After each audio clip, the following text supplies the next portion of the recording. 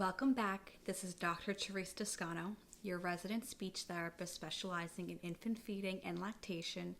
But more importantly, I'm a future mom-to-be on a mission to provide free feeding therapy to other moms because, as I always say, good speech starts with good eating.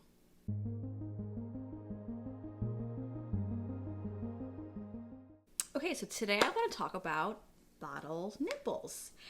But before we dive in, I want to remind you that as a speech therapist and someone who has studied lactation, I will always recommend that babies be exclusively breastfed for the first 6 months. The World Health Organization, or the WHO, strongly recommends this as breastfeeding provides optimal growth, development, and health benefits for your baby. The benefits of exclusive breastfeeding are worth considering. Studies show it lowers the risk of diseases like bacterial meningitis, asthma, SIDS, type 2 diabetes, and it helps build a strong immune system to protect against things like respiratory infections. Breastfed infants tend to have lower hospitalization rates and generally enjoy better health overall. From a speech therapy perspective, breastfeeding helps with the development of the oral musculature and motor structures, which I'll talk more about in a future video. I want to note that breastfeeding also offers benefits for moms. Studies have shown that it lowers the risk of postpartum depression if breastfeeding is well, which I want to put a little caveat there, and it may reduce the risk of developing breast cancer, ovarian cancer, thyroid cancer, cardiovascular disease, and more. However, putting all that aside, I do know that exclusive breastfeeding isn't always an option for every mom. So because of that, it's important to talk about how to choose the best bottle nipple. As with anything, there is no one size fits all. So let's start with the different types of bottles and nipples that you can buy. So first, nipple material. You have latex and you have silicone. So latex nipples, they're softer and they're more flexible, but some babies, they're sensitive to latex and it doesn't always last as long as silicone. Silicone nipples, they last longer and they just tend to hold a better shape. Now we have nipple shape. Nipple shapes can be a dome shape, flat, or wide.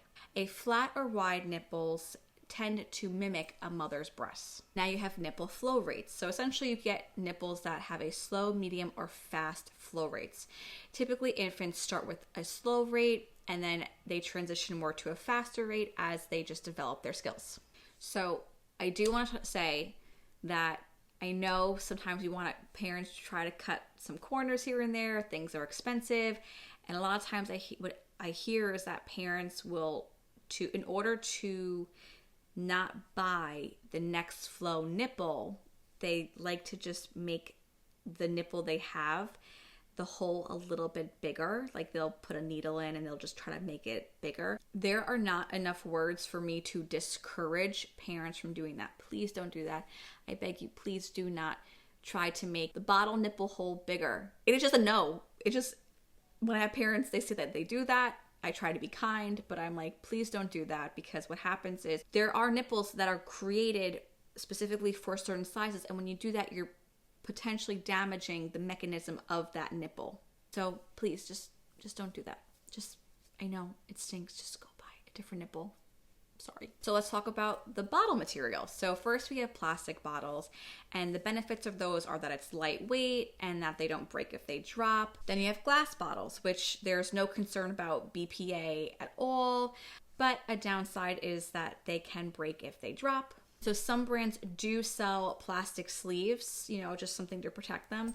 And again, they're also a bit heavier. Then you have stainless steel bottles.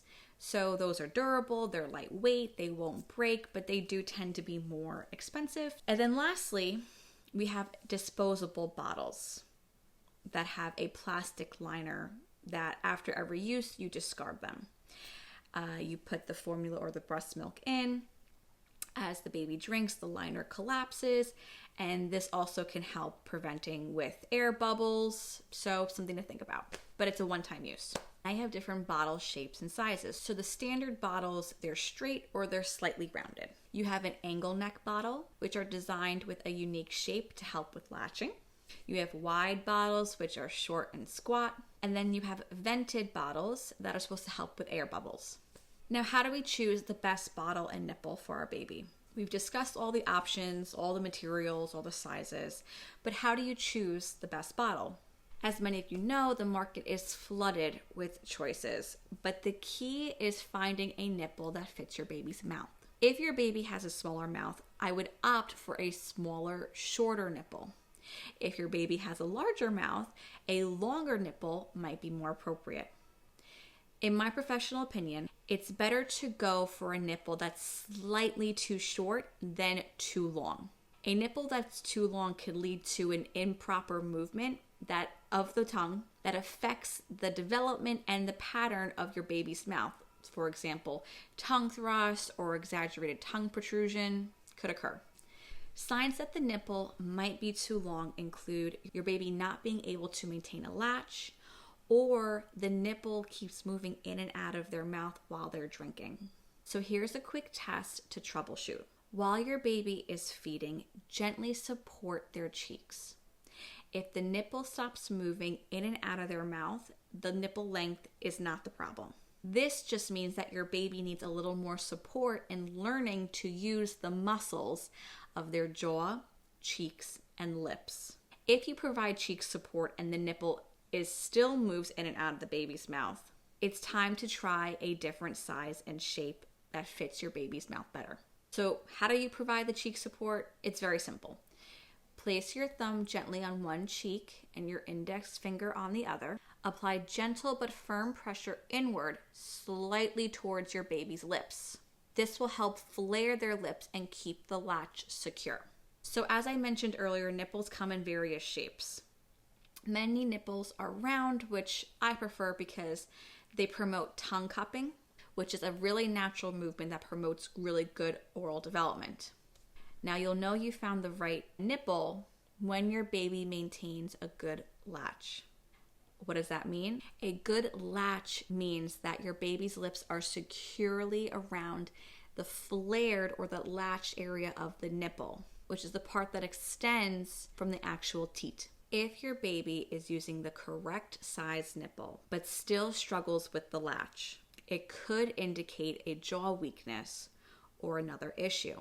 If that's the case, providing cheek support can help temporarily until the issue is resolved.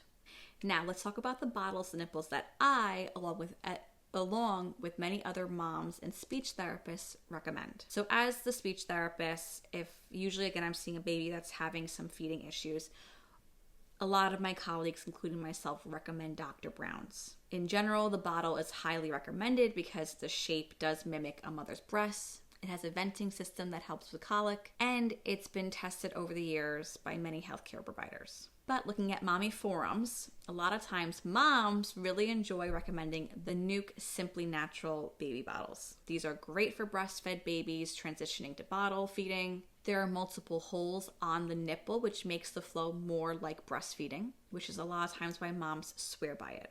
Okay, so that's it for today. If you found this helpful, be sure to subscribe so you don't miss out on any other content I plan on making. I've got some things coming up, or I have ideas, and I just would love for you to be a part of it. Oh, and another thing, I made a book. So it's my first book I've ever made. It is called I Love My Fruits and Vegetables, a fun way to embrace healthy eating. This is really for my toddlers, maybe an advanced 3-year-old to 6-year-old.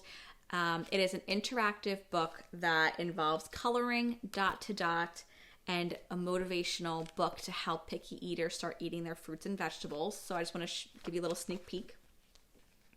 So again, it has all different fruits and vegetables throughout. And so it has the dot to dot, it has coloring. This just generally promotes, higher, cognitive skills of counting, hand-eye coordination. It's fun for coloring. At the bottom, I have a little description to make the food not so intimidating, just some fun facts about it. Like, I'm a carrot, I'm long orange vegetable, I'm crunchy, I'm fun, things like that. And then on the next page, which is more of that feeding component, feeding therapy component. If I could flip the page. there's the next page where the child worked towards earning a star. So I can touch the carrot, I can kiss the carrot, I can bite the carrot, I can eat the carrot. They could also color that in. And then at the end, they earn a star. So it's just a way to incorporate some of the feeding therapy tactics I use in the office, in your home. And again, like I know I made this, but I really do think the cartoons are very cute inside. I think this could really be for anybody. You know, if you do have a picky child, or even if you have like just a kid that likes to color and dot to dot, I still think it's a good way to promote healthy eating and be fun for all. Okay, Dr. Toscano out. Thanks again.